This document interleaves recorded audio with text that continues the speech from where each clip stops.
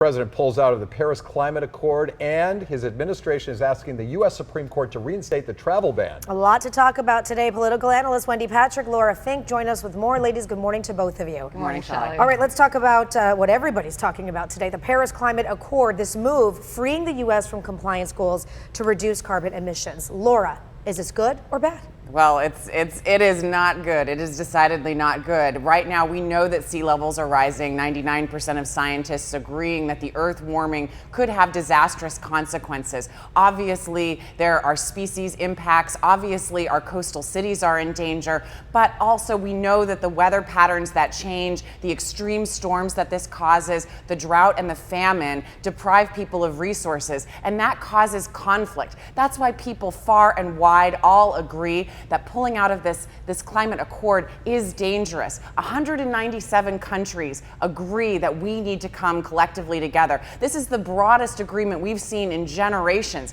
with respect to what we need to do as a global community. And Donald Trump pulling out of that really does risk the goals, because we are the second worst carbon polluter in the world. And so if we decide that we're not committed to fighting climate change, it jeopardizes the other countries' lives and goals as well. Wendy, I see you chomping at the bit. Well, that's actually I was going to say almost counterintuitively, there's no evidence that Donald Trump disagrees at this point. I understand a couple years ago he called it a hoax, but I think his thinking has evolved. His rationale for pulling out of the agreement was not so the U.S. can become a major polluter, but for economic reasons. Now, I understand that also is subject to debate. But what he said when he explained yesterday why he did this, not only does it fulfill a campaign promise, I understand that's important to the president, but he also said it was to create jobs. Now, I could argue the other side of that as well. Clean energy also creates an enormous amount of jobs. But the fact that he pulled out for economic reasons, not for global green reasons, means that he may actually have evolved to the point where he does take seriously climate change, right, and to do everything we can to save the planet, and will further those goals, but also wants to make sure that everybody gets back to work. I mean, all the experts have weighed in on this. I mean, there's great conjecture about just what this will do environmentally and what this will do economically. Is this more than anything, though, a message to the rest of the world, which is in keeping with Trump's campaign promises? Look, we're going to go it alone here. We're stepping back from the rest of the world when it comes to not only this, but also what he said at the G7 about the UN. Hey guys, we're sick of paying for everyone else. Laura? Well, Chris, you talked about when I mentioned that this was the first global agreement in generations. I would go back to World War II when we decided to come together as a democratic force, and we had NATO, and we decided that we were going to protect one another. You know, we cannot go everything alone, because global warming impacts all of us. And if we don't participate, it impacts the other countries. This is going to sour relations.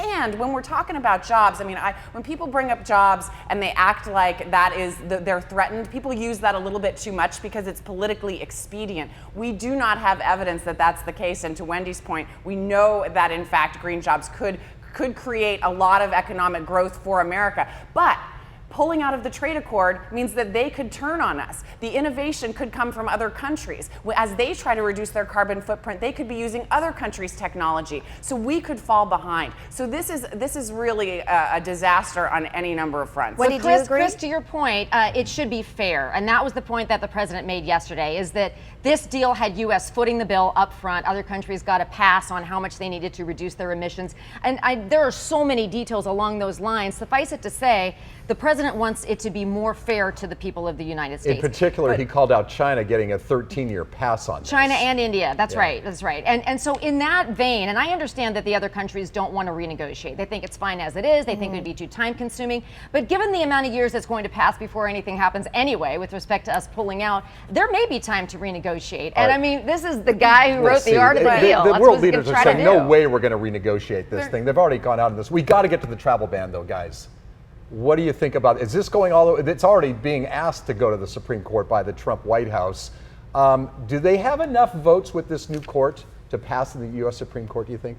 Well, if it were to split 5-4, Democrat, Republican, liberal, conservative, however you want to, maybe. But remember that the justices don't always vote down, I don't want to say party line because that's not why they're nonpartisan, but they don't always vote down ideological lines. Let's just say that. This is just too important. But one of the issue is going to be, do they just look at the travel ban at the four corners of the document and say, is it constitutional? Or are they going to be permitted to consider all of the things that the then candidate Trump said on the campaign trail? That's one of the big issues they're going to have to decide. Laura, is it fair that the lower court used his campaign speeches in this court case legally? Well, it has to be all about intent, and the courts have been doing that for years, and it doesn't matter whether you have an R or a D by your name as president. Your public statements are impactful, and they show intent, and they show the impact of the law. I mean, we really are working under the Equal Protection Clause here, and it hasn't been a bunch of liberal jurors that have, liberal jurists that have been weighing in on this. So there's no reason to think that the Supreme Court would not be swayed by the unanimity of rulings that say that this is unconstitutional coming from the lower courts. Yeah, we'll have to see legally. Ladies, before we let you go, I want to just spend a quick moment talking about Kathy Griffin. Been making our headlines all week, that violent picture that I'm sure many have seen. What are your thoughts on this whole backlash? She lost her job from CNN.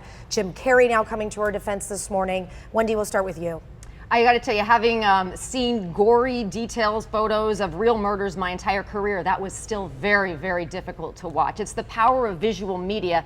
One wonders how this possibly could have been planned behind the scenes and executed. Obviously, she didn't understand or didn't recognize. I think it was career suicide. However, I've said that before, and we are a very collectively forgiving society, particularly when one rushes to remorse as quickly as Kathy Griffin did. We'll see if her career can be resuscitated over time. Laura? It's a comedian's job to push the envelope, and she just went too far. She just went beyond the pale. But let's keep in mind, this has been warming up now for more than 8 years. We saw pictures of Obama in nooses. We saw Ted Nugent threatening to kill him, and then afterward getting invited to the White House. So this is something that really is upsetting across the board. Kathy Griffin is just the most recent example. This actually, though, represents what's happening for real from ISIS. So I think that added a layer. Yeah, it was. I totally outrageous. agree. Totally agree. All right, ladies, Wendy, Laura, thank you for being here. Have a good weekend. You too. All right, thanks, Holly.